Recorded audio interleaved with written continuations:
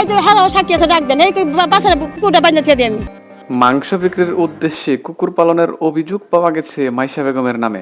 Gazipur city কর্পোরেশনের লক্ষ্মীপুরা এলাকার বাবুর্চি রফিকুল ইসলামের উঠান সহ বাড়ি থাকলেও টিন শেড ঘরের ভেতর বেশ কিছু দেশি কুকুর পালন করছেন বাবুর্চির স্ত্রী মাইশা বেগম। তখন মনে হয় 5-6টা ঘরের ভিতরে তালা মেরে থুইছে। স্থানীয়রা জানিয়েছেন তাদের তীব্র আপত্তি থাকলেও দেশি কুকুরগুলো বন্ধ ঘরে পালন করছেন মাইশা বেগম। এমনকি কুকুরের বাচ্চাগুলো বড় হওয়ার পর খুঁজে পাওয়া যায় না বলেও জানিয়েছেন স্থানীয় এলাকাবাসী।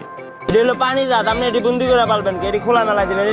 এবং তারা ধারণা করছেন কুকুরগুলোকে জবাই দিয়ে হোটেলে মাংস হিসেবে বিক্রি করছেন রফিকুল ইসলাম এবং এইসব কুকুরের মাংসের যোগান দিচ্ছেন তারই স্ত্রী মাইশা বেগম।